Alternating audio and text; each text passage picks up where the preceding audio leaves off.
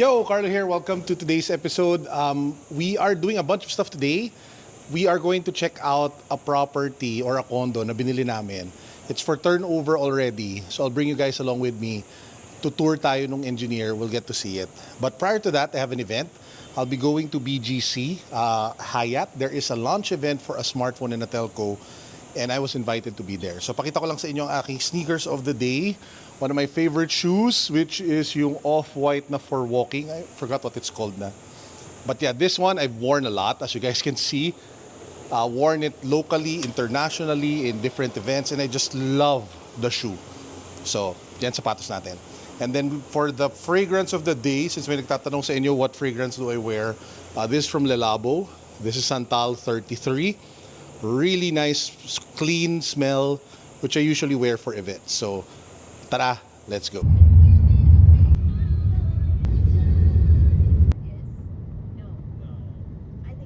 Smart! Yes! Guys, we just came from the event of the launch of the OPPO Find N5 together with Smart. The phone is apparently the thinnest book-style foldable smartphone that you can get today. And I had a chance to have a hands-on time with it. Sobrang ganda niya, sobrang sexy, and sobrang nakakatuwa as a book-style foldable phone. Now, apart from that, the interesting thing is they're offering it to Smart Infinity subscribers. And yung nakakatuwa, kasama sa plan, if you subscribe, you get 30,000 mabuhay miles, as well as 7,000 pesos in food vouchers, which is not something usually you get when you get a smartphone subscription. So anyway, yun lang. It was nice seeing our smart friends. Balik na tayo sa shop. Smart lock, sir. Mag-change code na lang po kayo once na-turnover na po kayo. Welcome po. Ay, wow, ang cute. Yes, sir. Kaka-open na sir kasi ng aircon kaya hindi masyado tayo nalalim-lalim. Laki din pala, no? Ito yung inyong home, sir. Ito po yung inyong open kitchen. Ang inclusion po niya is itong hooked up range hood niya, sir, na mukhang TV, pero range hood po siya. Oh, social naman yan. Yes po. Gorilla brand, sir. Top of the line European brand. So ito po, 4-burner induction cooktop po siya, sir. Then ito naman po yung inyong built-in oven. Oh, wow. All items po, including your ref, are Gorilla brand. So ito, sir, yan po yung suction niya. Low suction. Ito yung mid suction. Ito yung high suction.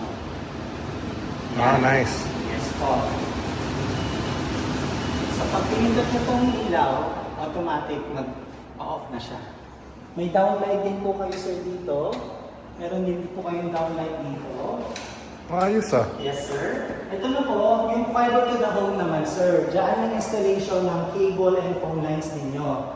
Yung router, dyan din po ilalagay. Provider natin as of now is Converge. Okay, sige. Hindi pa po nag-phase in si Globe Lines. Okay. So, ayun, naka-working naman na yung linya niya. Isa-setting na lang kung gano'ng kalamig. Ito po yung freezer niya sa baba. Ito, freezer sa baba. So, three nice. layer naman siya. Okay. So, sir. So, parang toilet na ang guest ninyo. Okay. So wala tayong provision for heater, sir, dito ah. Andito lang po ang merong provision. Dito po ang toilet nyo.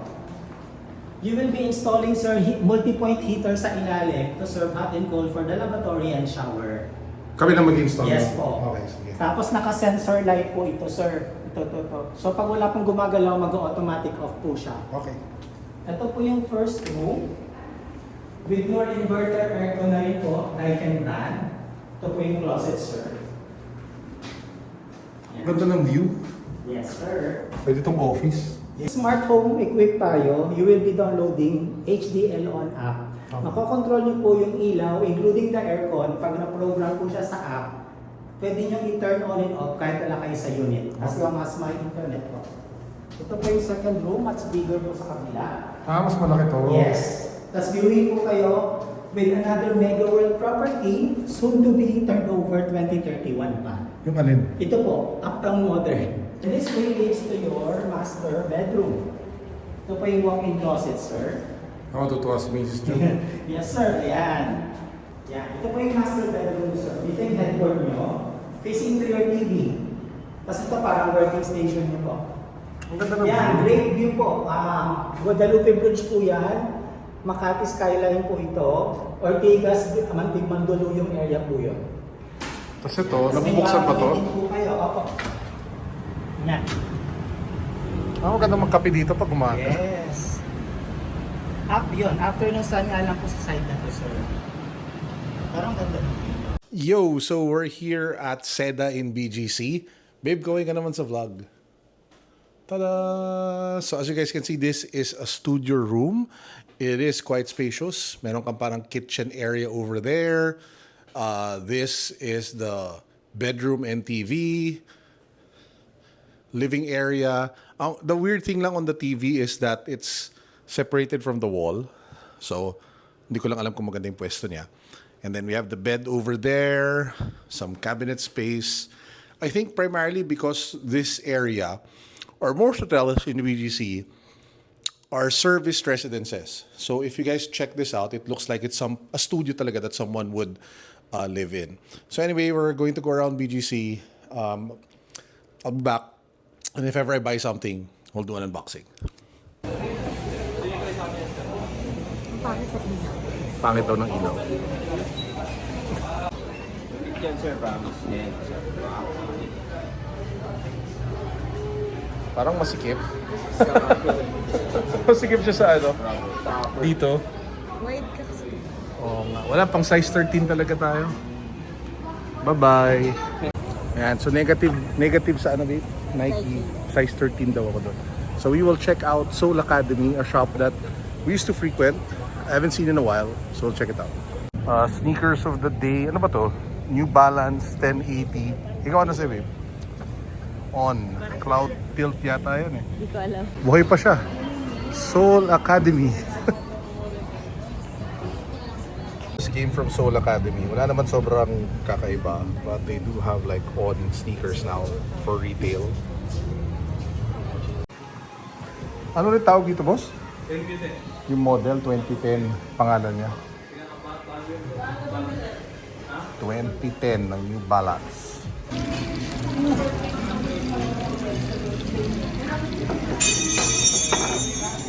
Ketchup. Dito kami sa Hi Chicks. Oh chicks. Yo, so we're back here at the hotel. It's the morning after, and I just want to share with you guys what we ended up buying. So this is called the New Balance 2010. It looks like a sneaker that was made in the USA. It's priced like a sneaker that was made like in the USA. But it's actually a GR, I think, that's made in Vietnam. But it looks really good. So, if there is a store pala na pag pinasok ko, yung highest rate na may bibilin ako, napansin ko, it's not Adidas, it's not Nike. It has always been New Balance. As in, if you check all the vlogs na nagsha-shopping ako across different countries, or even just walking around here in the Philippines, pag pumasok ako New Balance, sobrang bihira, ilumabas ako na wala akong dalang bagong sapatos. But anyway, this is the sneaker over here. This is called the 2010. It really gives a lot of 990 vibes in terms of aesthetic and even the quality. The upper is amazing. The leather that they use, the mesh, the clean design. I mean, the overall look just really looks, it was inspired by one of my favorite sneakers, which is the 990. Tas ang ganda rin ng color combination na may gray, may white, may silver.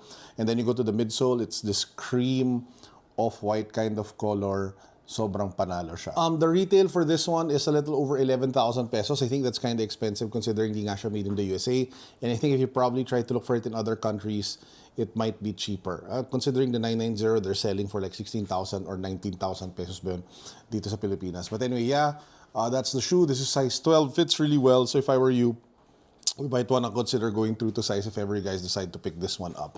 Not sure if there are other colorways. The guy at the store did say na kakalabas lang niya. It was newly released. And yeah, by the way, quick note, if meron man nanonood from New Balance Philippines here or their distributor or whoever runs that shop in BGC High Street, sira aircon nyo, kaway staff and kaway customer. Sobrang mahal ng shoes pero ang init. As in talagang they were using electric fans and it was just so out of place considering it was BGC and what they were selling were really expensive. And again, kaway staff. So if anyone from New Balance is watching this, you might want to check that shop out and fix it because the customer retail experience is not good. But anyway, one last thing before we end, I just want to give a quick shout out to our friends from Wizards of the Coast or Magic the Gathering. They sent us their new collaboration with Final Fantasy. So I got a couple of boxes, including this really nice bundle box. If you guys are looking to get into Final Fantasy, looking to get into Magic the Gathering, it's a really nice way to get into it, especially if you are a fan of Final Fantasy. Ang ganda ng box, oh. Ito yung one of the boxes it comes in. So you have Sephiroth and then you have si Lightning over there. The cards look amazing. So this is the card ni Squall, FF8 if I'm not mistaken. And then, ano pa ba yung mga nandito? Ito, nakakaaliw. This is yung Knights of the Round, which is one of the high-level summons for heroes in Final Fantasy. We have Kakotuar, Jumbo Kakotuar. Ano ba, ang ganda ng flavor. And then we even have, ano ba yung mahal na nakuha ko? Apparently, this card is expensive. Apparently, nasa 5,000 pesos yan or $100. And lastly, ito, si Lightning.